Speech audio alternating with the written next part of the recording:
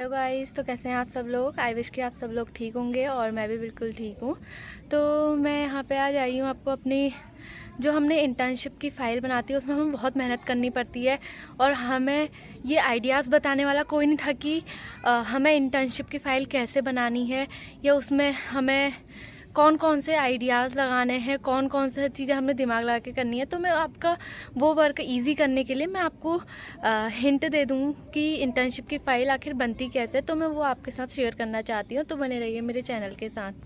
तो स्टार्ट करते हैं। जैसे कि हमारा फ्रंट पेज बनता है जिसमें मैंने लिखा हुआ है विद्यालय निरीक्षण प्रशिक्षुता प्रतिवेदन फाइल, जिसे कि हम इंटर्नशिप फाइल बोलते हैं। तो इसका फ्रंट पेज मैंने कुछ इस तरह से बनाया। अगर आप चाहें तो आप इसे चेंज भी कर सकते हैं। इसी सीक्वेंस को आगे बढ़ाते हैं और देखते हैं कि यह है मेरा फ्रंट पेज, जो कि जिसमें आएगा कि आप कौन से सेमेस्टर के स्टूडेंट हैं, बीएड थर्ड सेम, और आपका ईयर आ जाएगा। उसी के बाद सीक्वेंस वाइज नेम, आपका रोल नंबर, आपके इंटर्नशिप फाइल और वो जो आपके जो प्राप्त करते हैं जिसको आप सबमिटेड कर रहे हैं फाइल, उनका नाम आपका आ जाएगा। नेक्स्ट है हमारा इंडेक्स। किसी भी चीज़ को स्टार्ट करने से पहले हमें उसका इंडेक्स बनाना बहुत ज़रूरी होता है। और तो उसका जो टॉपिक है तो वो कुछ इस प्रकार है। तो मैं आपको ऐसा करूँगी कि ये जो आपकी फ़ाइल है इसे मैं 5 पार्ट में डिवाइड कर दूँगी, क्योंकि ये बहुत मोटी फाइल है। ये एक उसमें कवर नहीं हो पाएगी एक वीडियो में, तो ये 5 पार्ट्स में आएगी।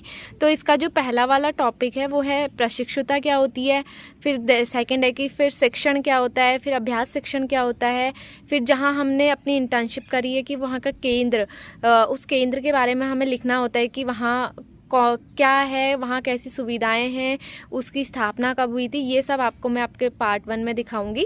और पार्ट 2 मेरा कुछ इस प्रकार रहेगा कि वहाँ टीचर का जो बिहेवियर है वो किस प्रकार है।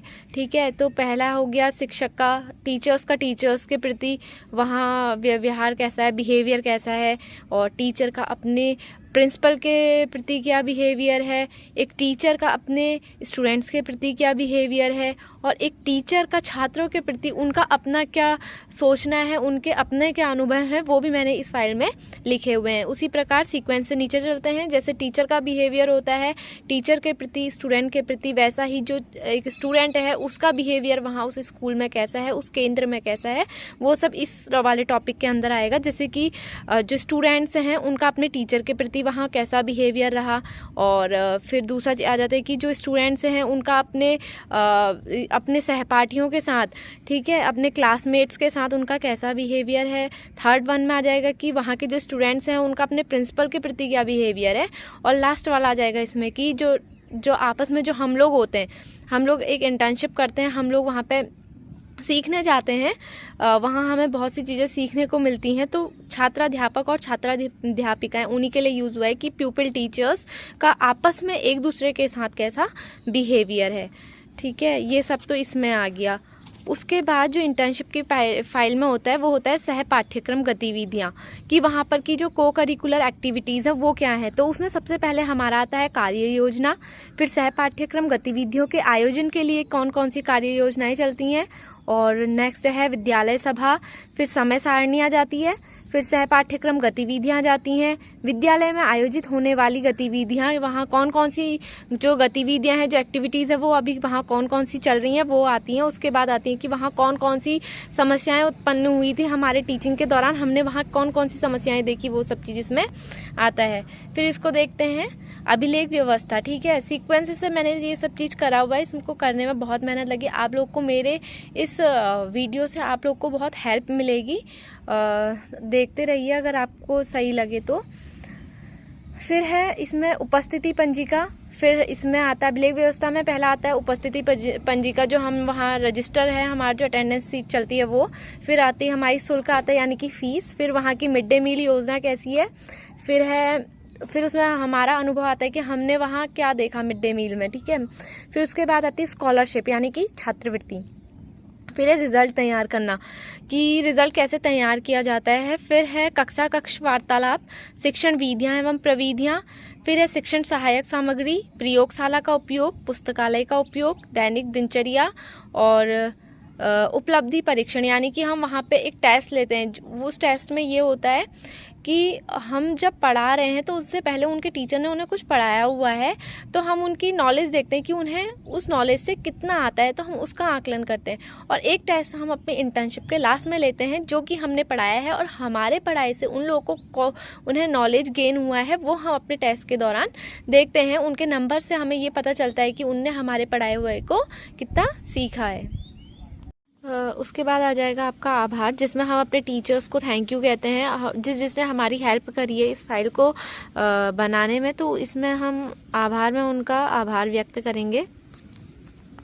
तो पढ़ के बताती हूँ मैंने इसमें क्या लिखा है। इसमें लिखा है कि मैं डैश डैश डैश आपका नाम आ जाएगा। तो मैंने इसमें लिखा है, मैं ऋचा कबडवाल समस्त बीएड अध्यापकों का विशेष धन्यवाद व्यक्त करना चाहती हूँ, जिन्होंने मुझे विद्यालय प्रशिक्षुता प्रतिवेदन फाइल के कार्य को पूर्ण करने में हमें अटल उत्कृष्ट राजकीय कन्या इंटर कॉलेज रामनगर में हमें प्रोत्साहन दिया व सहायता करी। ये अटल उत्कृष्ट राजकीय कन्या इंटर कॉलेज रामनगर की जगह में आपका अपना स्कूल आ जाएगा जो कि आपको मिला हुआ है। इस फाइल को पूर्ण करने में हमें विद्यालय के शिक्षकों ने सहायता की। इस फाइल को पूर्ण करने में मेरे सहपाठियों ने भी सहायता प्रदान की। अतः मैं सभी का आभार व्यक्त कर धन्यवाद कहती हूँ, जिन्होंने इस कार्य को सफलतापूर्वक करने में मुझे सहयोग प्रदान किया है। तो आगे चलते हैं। उसके बाद आ जाएगा कि प्रशिक्षुता होती क्या है, क्योंकि मेन हम इंटर्नशिप फाइल बना रहे हैं तो हमें पता होना चाहिए कि प्रशिक्षुता आखिर होती क्या है।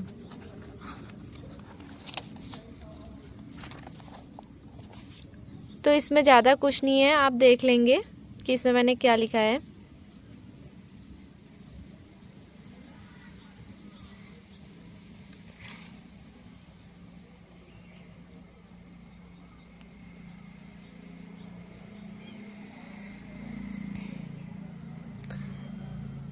इंटर्नशिप एक नया व्यवसाय या नौकरी आरंभ करने वाले उन महाविद्यालय छात्रों, विश्वविद्यालय के छात्रों या युवकों के लिए प्रयोग किया जाता है जो इस क्षेत्र में नए उतरे होते हैं और प्रशिक्षुता के साथ ही व्यवसाय आरंभ करते हैं। इन्हें हिंदी में प्रशिक्षु कहा जाता है। नीचे आप देख लेंगे। उसके बाद आ जाता है कि प्रशिक्षुता की अवधि क्या होती है। तो प्रशिक्षुता की अवधि वैसे होती है 4 से 16 सप्ताह तक होती है। कॉलेजों में पढ़ाई गई पाठ्य पुस्तकें और सत्र के गृह कार्यों छात्रों को वास्तविक कार्य स्थिति का अनुभव देने में सक्षम रहते हैं। इनकी कमी ही इंटर्नशिप द्वारा पूरी की जाती है। किसी संगठन में इंटर्न के रूप में यह भी सीखने को मिलता है कि अन्य प्रशिक्षु किस विभिन्न उत्पादों पर कार्य करते हैं। उसके नीचे आ जाएगा कि प्रशिक्षुता का महत्व क्या होता है, इम्पोर्टेंस क्या होती है। तो प्रशिक्षुता करने का सबसे बड़ा फ़ायदा है कि इसके द्वारा छात्रों का आत्मविश्वास बढ़ता है। इससे यह भी पता चलता है कि विद्यालय में जाकर किस तरह काम किया जाता है। प्रशिक्षुता के दौरान हमें छात्राओं से वार्तालाप करना, उनकी समस्याओं को सुनकर उसका समाधान निकालना आ जाता है तथा इस प्रकार छात्र छात्राओं पर नियंत्रण करना और कक्षा में अनुशासन बनाए रखने का अनुभव हमें इस दौरान हो जाता है। उसके बाद आ जाता है हमारा नेक्स्ट टॉपिक है शिक्षण। कि शिक्षण क्या होता है। शिक्षण का अर्थ, शिक्षण एक ऐसी प्रक्रिया है जिसके द्वारा शिक्षक अपने ज्ञान को संप्रेषणीय कुशलता के आधार पर अपने विद्यार्थियों को उस ज्ञान से आत्मसात कराता है। सरल शब्दों में कहा जाए तो शिक्षण एक ऐसी प्रक्रिया है जिसमें बालक के अंदर उपस्थिति अंतर्निहित शक्तियों को विकसित किया जाता है। उसके बाद शिक्षण का संकुचित अर्थ क्या होता है। एक ऐसा शिक्षण जो निश्चित समय, निश्चित स्थान आदि में प्रदान की जाती है। शिक्षण का व्यापक अर्थ, मनुष्य जन्म से लेकर मृत्यु तक जिन चीज़ों को सीखता है वह शिक्षण के व्यापक अर्थ के अंतर्गत आती हैं।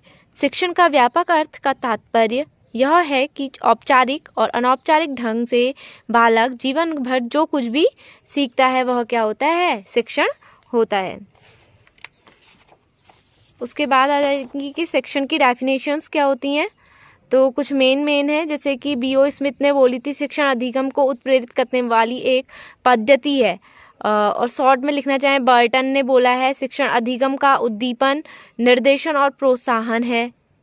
उसी प्रकार एल गेज बोल रहे हैं, शिक्षण एक प्रकार का पारस्परिक प्रभाव है जिसका उद्देश्य दूसरे व्यक्ति के व्यवहारों में वांछित परिवर्तन लाता है। तो इस प्रकार से आप इसमें बढ़ा के भी डेफिनेशंस लिख सकते हैं।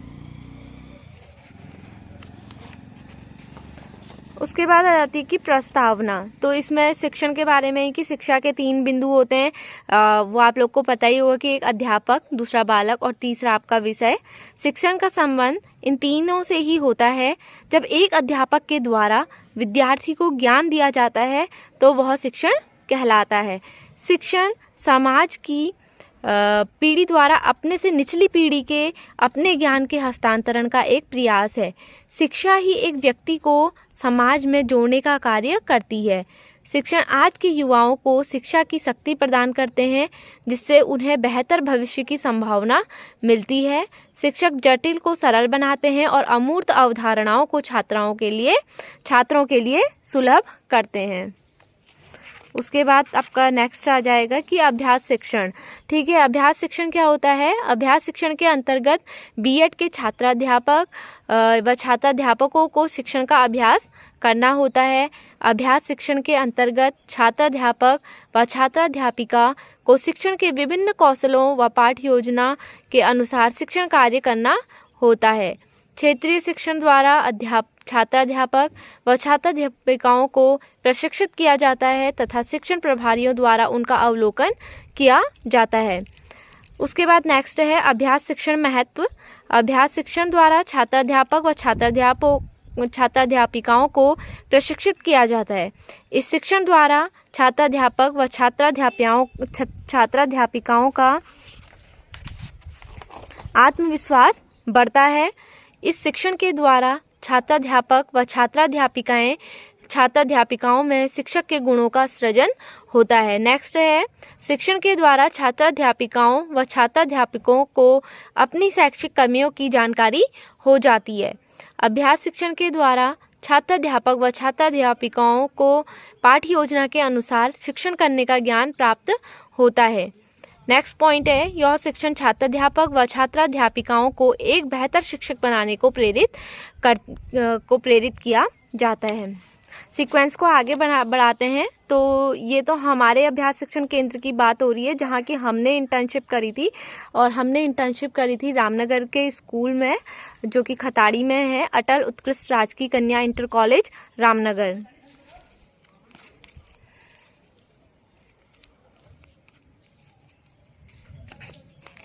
आप इसमें जो आपको स्कूल मिला हुआ है आप उसे लिखेंगे।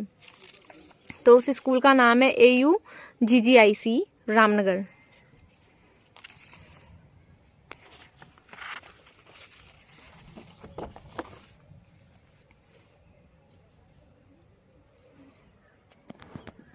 तो मैंने इसमें बस इतना ही लिखा है कि इसकी स्थापना कब हुई है और यह कौन से क्षेत्र में है। उत्तराखंड के नैनीताल ज़िले में है, रामनगर ब्लॉक में है। यहाँ पर कक्षा 6 से 12 तक की छात्राएं अध्ययन करती हैं। और ये जो विद्यालय है ये सिर्फ गर्ल्स का है और इसमें जो संलग्न प्री प्राइमरी सेक्शन इसमें नहीं है। और ये विद्यालय है इसमें सभी मौसम में सड़क मार्ग से पहुँचा जा सकता है।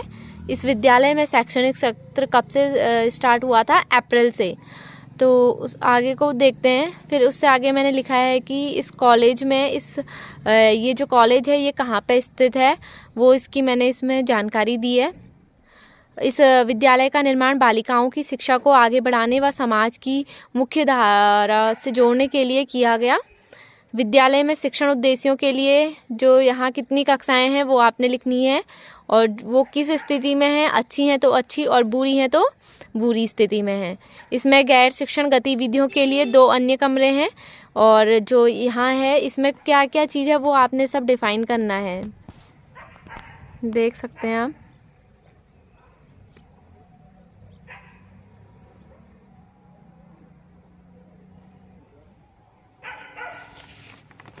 उसके बाद वहाँ पे आपके स्टाफ का आ जाएगा कि वहाँ का स्टाफ कितने मेंबर्स हैं, कितनी वहाँ पे टीचर्स पढ़ा रहे हैं।